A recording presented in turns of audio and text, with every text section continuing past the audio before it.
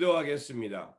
좋으신 아버지 하나님, 우리에게 또 이 아침의 시간을 허락하여 주시고 깨어 주님의 말씀을 묵상할 수 있게 하시니 감사를 드립니다.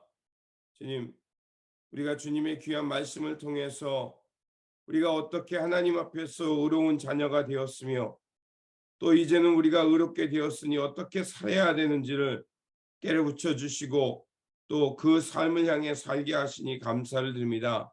주님, 우리는 이제 예수 그리스도와 함께 죽고 또 주님과 함께 부활한 새로운 존재가 되었사오니 주 안에서 이제 주님의 그 말씀을 따라서 새롭게 살아가는 저희들 되게 하여 주시옵소서.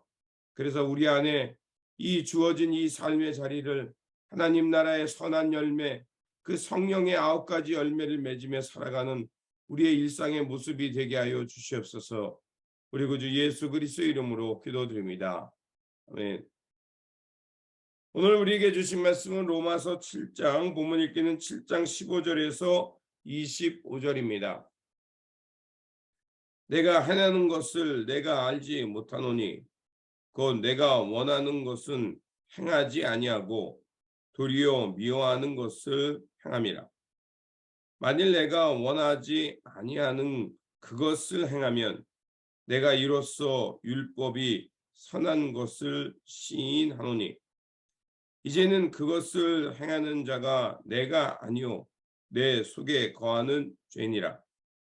내 속 곧 내 육신에 선한 것이 거하지 아니하는 줄을 아노니 원함은 내게 있으나 선을 행하는 것은 없노라. 내가 원하는 바 선은 행하지 아니하고 도리어 원하지 아니하는 바 악을 행하는도다. 만일 내가 원하지 아니하는 그것을 하면 이를 행하는 자는 내가 아니요 내 속에 거하는 죄니라. 그러므로 내가 한 법을 깨달았노니 곧 선을 행하기를 원하는 나에게 악이 함께 있는 것이로다. 내 속사람으로는 하나님의 법을 즐거워하되 내 지체 속에서 한 다른 법이 내 마음의 법과 싸워 내 지체 속에 있는 죄의 법으로 나를 사로잡는 것을 보는도다. 오호라, 나는 공고한 사람이로다. 이 사망의 몸에서 누가 나를 건져내랴. 우리 주 예수 그리스도로 말미암아 하나님께 감사하리로다. 그런즉 내 자신이 마음으로는 하나님의 법을, 육신으로는 죄의 법을 섬기노라. 아멘. 오늘 본문 말씀은 법과 죄의 관계를 전하면서 이제 갈등하는 인간의 그 본질에 대해서 전해주고 있습니다. 먼저 혼인 관계의 비유로 율법과 죄의 관계에 대해서 설명해 주고 있습니다. 사람이 살아가는 동안에 율법 아래에서 놓여 죄인이지만 그 사람이 죽으면 더 이상 그 율법의 영향력 아래 있을 수 없다라는 사실을 그 혼인과 그 사별의 그 비유를 통해 얘기하고 있습니다. 그래서 우리가 예수 그리스도와 함께 십자가에 죽고 예수 그리스도와 함께 부활하면 더 이상 율법 아래의 사람이 아니라 예수 그리스도 안에서 살아가는 새로운 피조물임을 우리에게 말해주고 있습니다. 그렇게 더 이상 우리는 율법 아래에서의 죄인이 아니라 예수 그리스도 안에서 하나님의 사람이 되었고 이제는 하나님의 마음, 하나님의 뜻을 따라 살아가는 존재가 된 것입니다. 우리는 더 이상 율법에 종속되지도 않고 부활하신 그리스도께 속하여서 이제 의인이 돼서 하나님 앞에서 의의 열매, 거룩의 열매를 맺으며 살아갈 수 있게 된 것입니다. 그래서 읽지는 않았지만 본문 5절에서 6절에 이렇게 말합니다. 우리가 육신에 있을 때에는 율법으로 말미암는 죄의 정욕이 우리 지체 중에 역사하여 우리로 사망을 위하여 열매를 맺게 하였더니 이제는 우리가 얽매였던 것에 대하여 죽었으므로 율법에서 벗어났으니 이러므로 우리가 영의 새로운 것으로 섬길 것이요 의문의 묵은 것으로 아니할지니라 이렇게 말합니다. 자, 그렇다면 이것이 어떻게 가능한가? 우리가 더 이상 율법에 매이져 살지 않고 하나님 안에서 새롭게 살아갈 수 있는 그 힘과 능력이 어디에서 나오는가? 바로 우리가 바로 이 예수 그리스도의 죽음과 부활이 우리 안에 있기 때문에 그렇습니다. 그러면 예수님의 죽음과 부활이 어디에 언제 일어났습니까? 그것은 바로 우리가 예수님의 이름으로 세례를 받고 또 우리가 예수 그리스도의 몸으로 함께 모여서 성만찬을 나눌 때 바로 예수 그리스도의 십자가의 죽음과 부활의 사건이 바로 우리의 사건이 되는 것입니다. 그래서 예배 우리가 그리스도인이 되는 데 있어서 세례가 중요한 것이고 그리고 예배에 있어서 성만찬이 중요한 이유가 거기에 있습니다. 우리가 성만찬을 통해서 예수 그리스도의 그 피의 사건 또 몸에 찢기는 사건 그 사건을 통해서 다시 한번 우리가 그리스도와 함께하는 것이고 또 그리스도의 그 십자가와 부활의 사건이 현재 사건으로 되는 것이고 그것이 바로 우리가 예배 속에서 지켜지는 성례의 의미고 우리가 성만찬을 통해서 다시 한번 주님의 그 십자가와 부활의 사건이 현재의 사건이며 내가 오늘 그 사건 속에 있음을 고백하는 고백이기도 한 것입니다. 그래서 로마서 6장 3절에서 5절에서 이렇게 다시 한번 말합니다. 무릇 그리스도 예수와 합하여 세례를 받은 우리는 그의 죽으심과 합하여 세례를 받은 줄을 알지 못하느냐.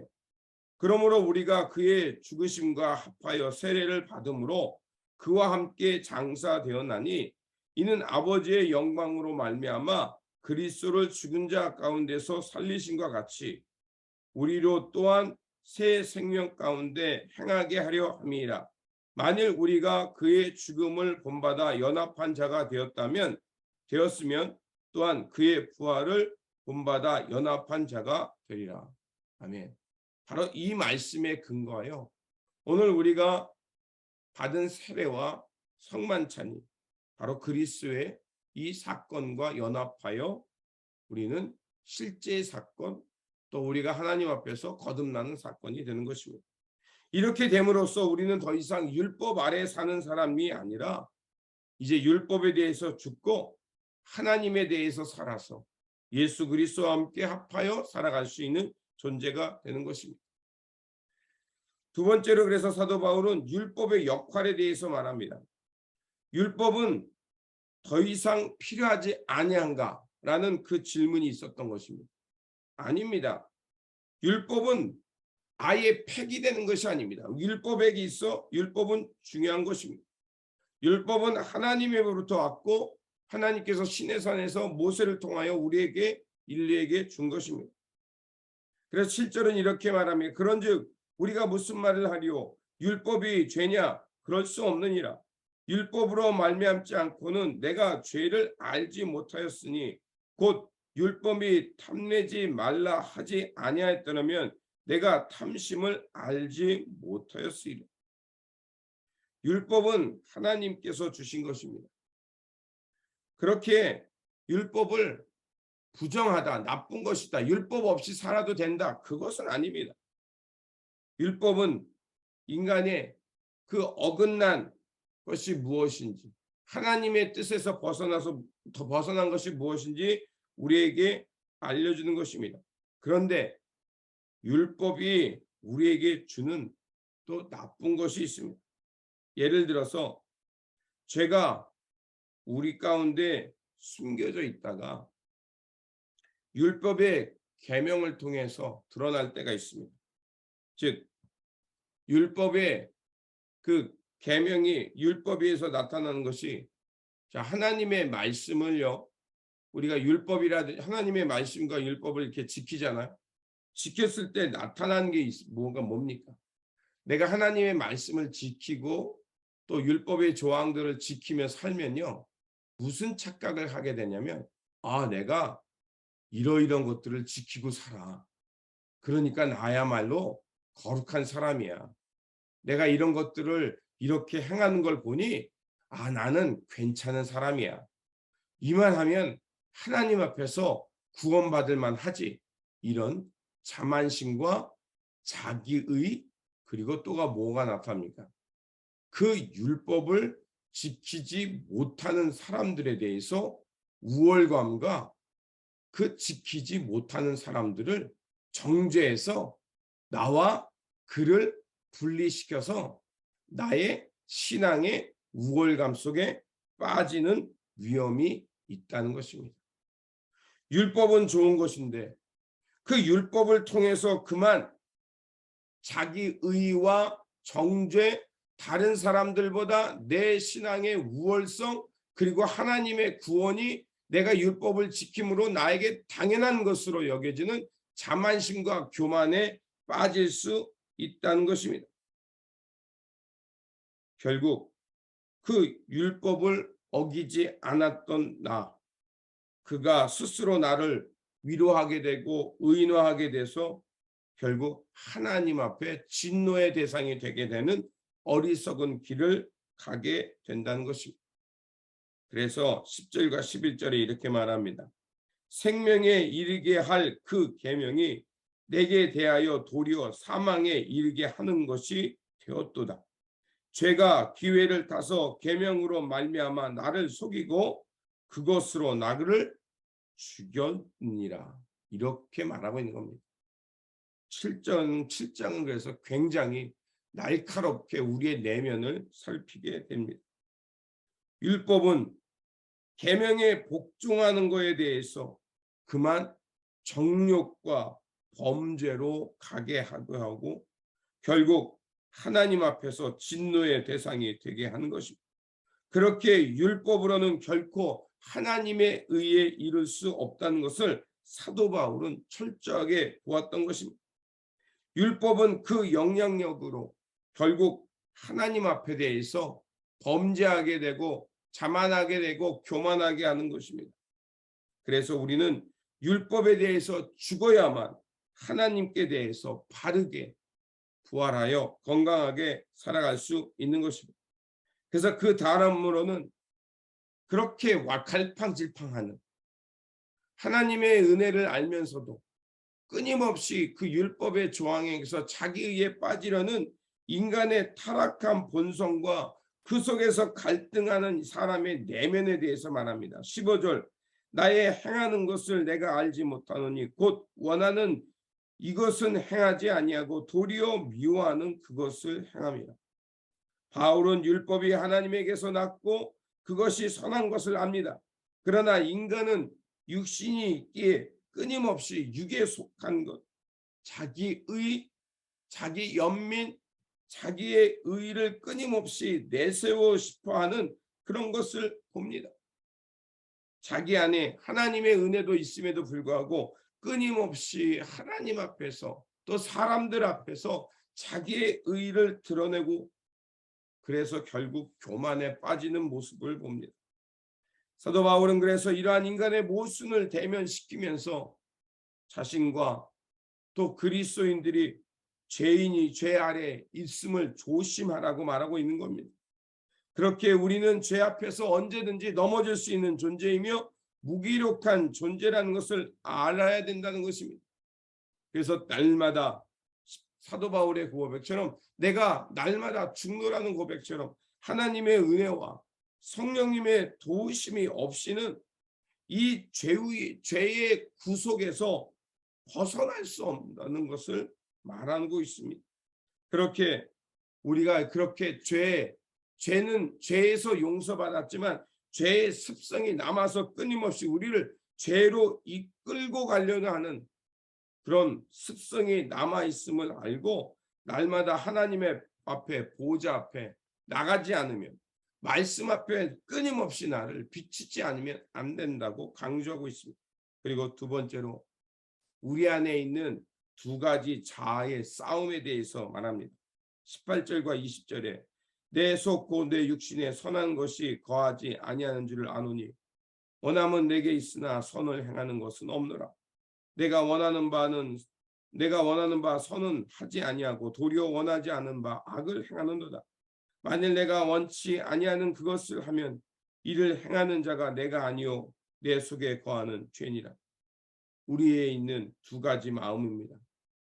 한 마음은 끊임없이 옛사람을 향해 가는 마음, 한 마음은 하나님의 은혜로 새롭게 태어난 하나님의 선한 양심입니다.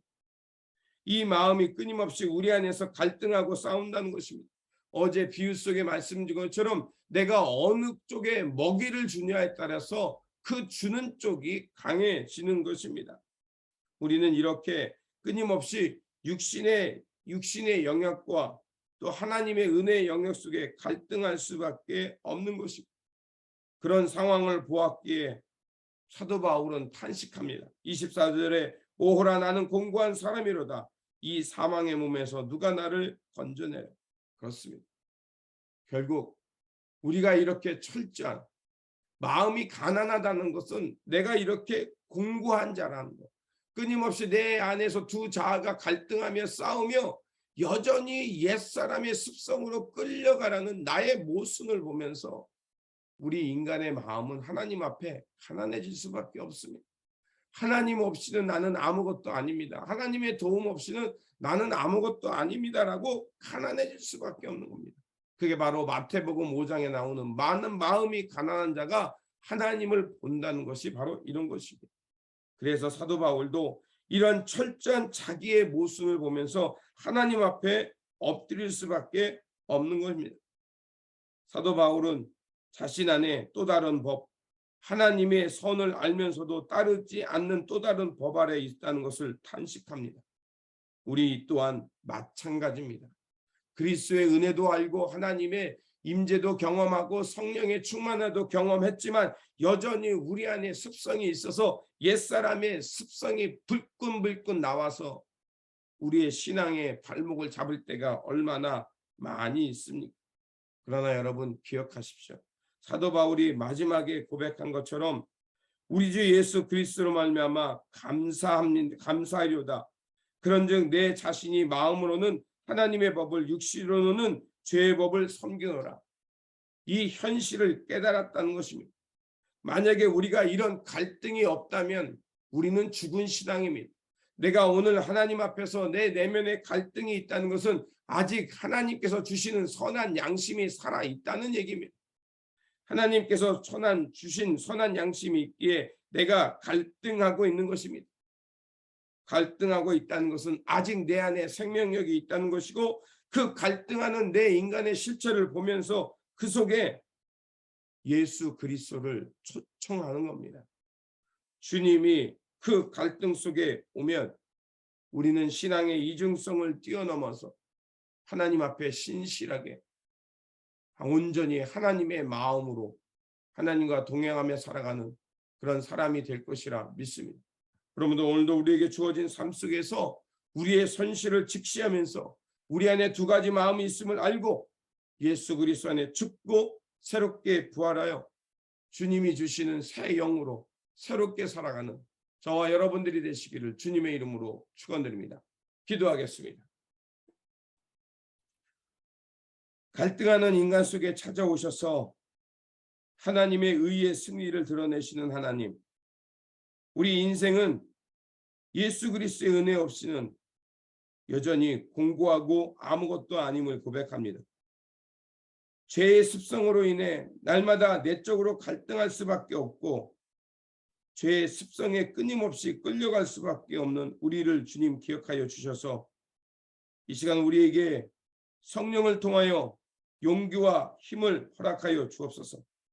그래서 그러한 공고한 인생에서 벗어나도록 날마다 예수 그리스도의 십자가 앞에 나가게 하시고 그 십자가 앞에서 죽고 새롭게 부활하여 성령의 인도하심 속에서 신령과 진정으로 진리와 성령으로 주님 안에 깨어 살면서 주님께서 나 이끄시는 그 진정한 생명, 하나님의 생명의 역사를 향해 살아가는 우리 모두가 되게 하여 주시옵소서. 우리 구주 예수 그리스도 이름으로 기도드립니다. 아멘.